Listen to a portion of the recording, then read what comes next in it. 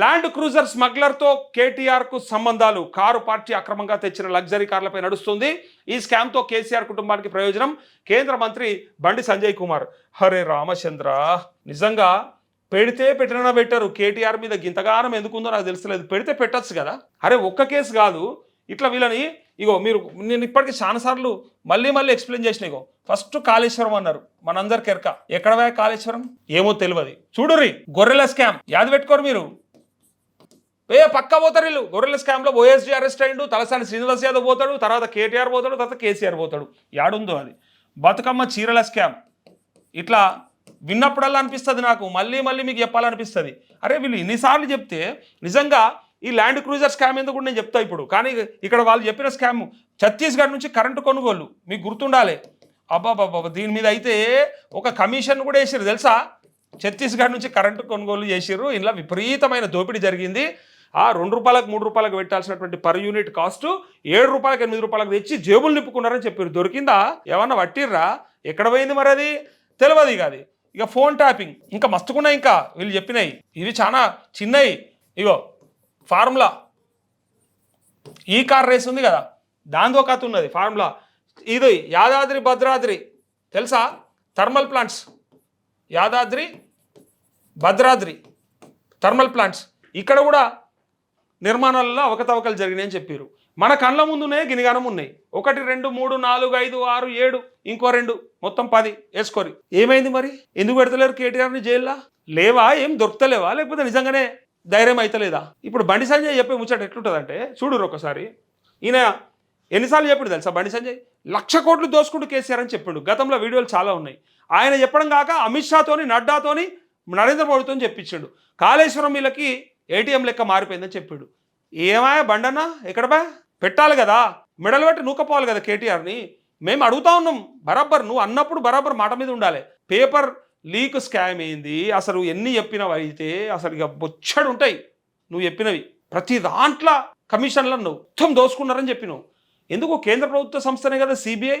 మరి ఎందుకో కేసీఆర్ని తీసుకపోతలేదు? మేము ఎదురు చూస్తున్నాం, ఇట్లా 1000 కళ్ళతో చూస్తున్నాం. సిబిఐ అరెస్ట్ చేయాలి, మేము చూడాలి.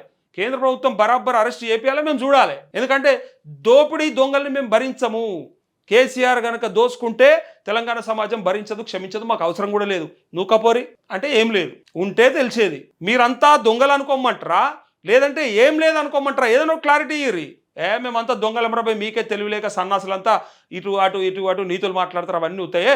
బట్ మేమంతా ఒకటే, ఓల మీద కోలం ఏం రానియం, మేమంతా చూసుకుంటామని గంటలా అంటే అట్లానే తృప్తి అవుతాం. లేదా అసలు ఏం లేని ఒట్టిగా బటకాలు చేసినాం, రాజకీయ ప్రయోజనం కోసమే, ఒట్టిగా రాజకీయాల కోసమే మీదేసేసినామని చెప్తే అదనే చెప్పుడు. మరి గిన్నిగానం చెప్తారు స్కామ్లు, వీటి పేర్లు స్కామ్లు అనో ఏంటి తెలుసా? ఇవి స్కాములు.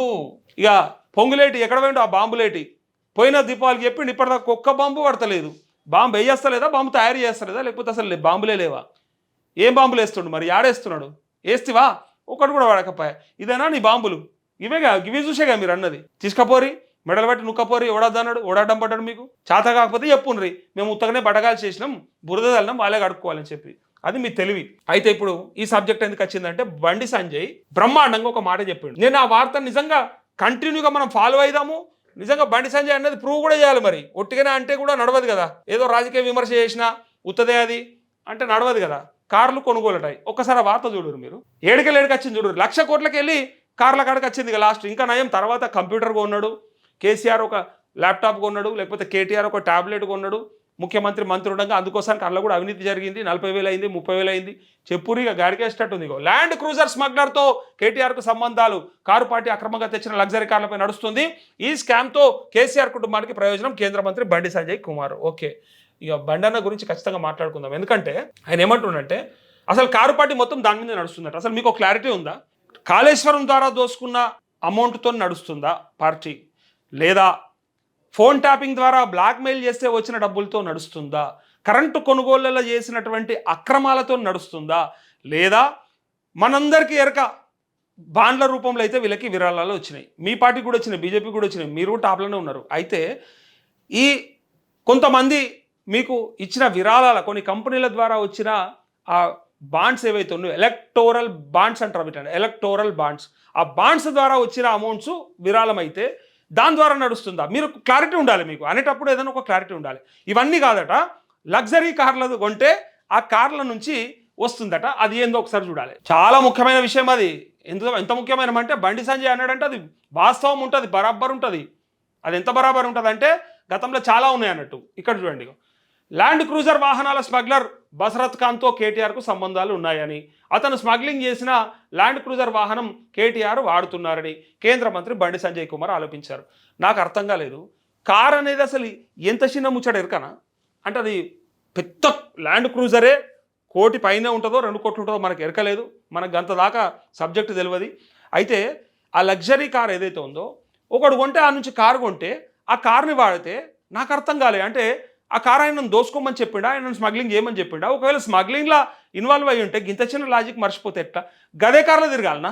ఒకవేళ లగ్జరీ కార్లో స్కామ్ చేసేటోంతో సోపతి ఉంటే వాడు తీసుకొచ్చిన కార్లు ఎందుకు తిరుగుతాడా? అంతకంటే డబల్ కార్ కొనుక్కుంటాడు, మంచి కార్లో తిరుగుతాడు. అక్రమంగా వస్తున్న డబ్బు ఉండగా ఆ కార్లో తిరగాల్సిన కరం ఏం పట్టింది కేటీఆర్కి? ఇక్కడ చూడు ఇక ఆయన చెప్తాడైతే, అతను స్మగ్లింగ్ చేసిన ల్యాండ్ క్రూజర్ అన్న. మీకు ఒక చిన్న ఉదాహరణ చెప్తాను నేను. ఒక్కసారి ఈయన ఏం చెప్తుండో చెప్తాను నేను, దీన్ని బట్టి మీరు అర్థం చేసుకోరు. ఒక దొంగ ఉంటాడన్న, ఆ దొంగ ఏం చేస్తాడంటే ఒక ఇంట్లో పడి 10 తులాల బంగారం ఎత్తుకొస్తాడు. సరే, చైనా, నెక్లెసా, ఉంగరాల, బ్రేస్లెటా ఏదో ఎత్తుకొస్తాడు. ఎత్తుకొచ్చి వాడు ఏం చేస్తాడంటే, వాడే ఎత్తుకొచ్చిండు అనుకుందాం ఫస్ట్, ఇంకోటి ఎత్తుకొచ్చింది చెప్పదు నేను, వాడే ఎత్తుకొచ్చిండు అనుకుందాం. ఎవడన్నా తీసుకొచ్చుకున్నది పెట్టుకుంటాడా, అమ్ముకొని ఇంకోటి మంచిది కొనుక్కుంటాడా? అంటే తెలియకూడదని ఉంటుందా? లేదంటే తెలిసినా పర్లేదు ఎత్తుకొచ్చుకున్నదే కదా అని చెప్పేసి ఆ బ్రేస్లెట్ని, ఆ చైన్ని పెట్టుకొని తిరుగుతాడా, ఆ ఉంగరాన్ని? ఎవరన్నా జరుగుతుందా అట్లా? ఎందుకంటే వాళ్ళ సంబంధాలు ఉన్నాయని మళ్ళీ పరిశాన్ కదా, రేపు పొద్దుగల దొరికితే మళ్ళీ అది కంపేర్ చేస్తావు, ఇది వీడియో తెచ్చినట్టారు కదా. ఆ 10 తులాలు అమ్ముకుంటారు కదా, అమ్ముకొని ఇంకోటి చేయించుకుంటాడు కదా, అంత షోక్ ఉంటే. గింత చిన్న లాజిక్ మిస్ అయిపోతే ఎట్లా బండి అన్న? ఆయనతో సంబంధాలు ఉన్నాయని రేపు బయటపడుతుంది అనుకుంటే అసలు ఆయన ఆ కారు ఎందుకు తీసుకుంటాడు? కర్మగాలి, అంత తెలివి తక్కువడా, అంత ఆలోచన లేనోడా?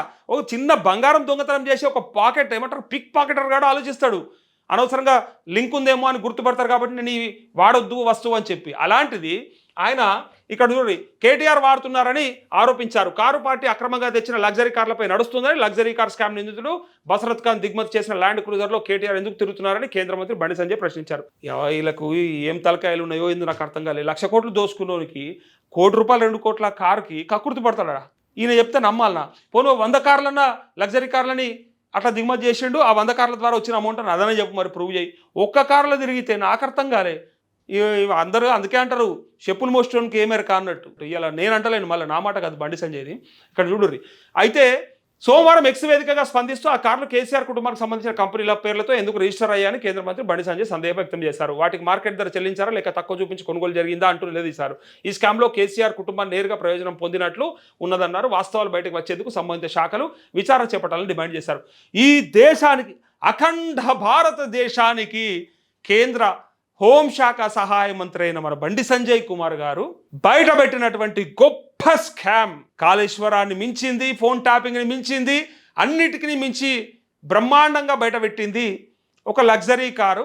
అది అక్రమంగా దిగుమతి అయిందన్న ప్రూఫ్స్ కూడా ఏం లేవు. ఇంకా అది ఎవరైతే దందా చేస్తారో ఆ దందా చేసినటువంటి పర్సన్కి సంబంధించినటువంటి కార్ని ఈ కంపెనీ, వీళ్ళకి సంబంధించిన కంపెనీ రిజిస్టర్ చేసుకుంటే దొరకబట్టాడు. గింత పెద్ద స్కామ్ దొరకబడతాడు ఆ బండి సంజయ్. వాయమ్ము వారణాయను.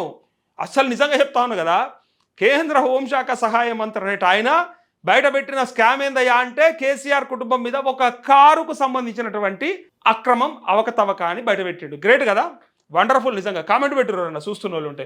ఇక్కడ ఎట్ హోమ్తో కేటీఆర్ కుటుంబానికి లింక్ అంటూ 8 వాహనాలు స్మగ్లింగ్ చేసినట్టు డిఆర్ఐ అధికారుల విచారణలో బసరత్ ఖాన్ ఒప్పుకున్నాడు. తాను కేటీఆర్కు గదేం కర్మ పట్టిందా, చేయాలనుకుంటే పెద్ద పెద్ద దందాలే చేస్తాడు. ఎన్ని కంపెనీలు అంటే అన్ని కంపెనీలు ఓపెన్ చేస్తాడు. దావోస్కో ఇవన్నీ పెట్టుబడులు తెచ్చినోడు, 1,00,000 కోట్ల పెట్టుబడులు తెచ్చినోడు. ఆఫ్టర్ ఆల్ ఒక 7-8 కార్లలో వచ్చే కమిషన్ కక్కుర్తి పడతాడు. అవసరం అయితే డైరెక్ట్గా ఆ కంపెనీలతోనే, నాకు ఒక కంపెనీ ఉందని 100 కోట్ల పెట్టుబడులు పెట్టుర్రు అంటే వాడు మూసుకొని పెడతాడా? అధికారాన్ని కనుక అట్లా ఉపయోగించుకోవాలనుకుంటే గిది కూడా దొరకలేకపోతే ఎట్లా? ఇంత చిన్నవి కూడా బటగాలు చేస్తే ఇక రేపు పొద్దుగాల ఎట్లయిపోయిందంటే ఇక ఏం చెప్పస్తలేదు. ఇక ఇదంతా కూడా చూడుర్రి. కేటీఆర్ ఆ వాహనాల్లో కేటీఆర్ వాడుతున్న వాహనం కూడా ఉన్నట్లు అంగీకరించినట్లు వెల్లడైంది. కేటీఆర్ వాడే వాహనం ఎట్ హోమ్ హాస్పిటాలిటీ సర్వీస్ పేరుతో రిజిస్టర్ అయినట్లుగా డిఆర్ఐ అధికారులు గుర్తించారు. ఎట్ హోమ్ కంపెనీపై అధికారులు విచారణకు సిద్ధమయ్యారు. ఎట్ హోమ్కు కేటీఆర్ కుటుంబానికి మధ్య ఉన్న లింక్పై లోతుగా అధికారులు ఆరాధిస్తున్నట్టు తెలిసింది. అంటారు కదా, కాశీపై కొంగపి సంథింగ్ ఇట్లాంటిది ఉంటుంది కదా, ఆ సామెత పనిచేస్తుంది వీళ్ళకి. గలీ సామెతలే పెట్టాలి వీళ్ళకి, మంచి సామెతలు కాదు. ఇక ఎన్నో పోయి ఏదో తీసుకొచ్చినట్టు, ఎవరినో చూసి ఏదో అనుకున్నట్టు, ఆ కొండందవి ఎలకను పట్టినట్టు. ఏంది ఇది? ఇంతకంటే దారుణమైన సామెతలు ఇంకా చాలా ఉంటాయి. సో లాస్ట్కు బండి సంజయ్ కుమార్ పట్టిన స్కామ్ ఏంటంటే ఇది గ్రేట్ స్కామ్ అది.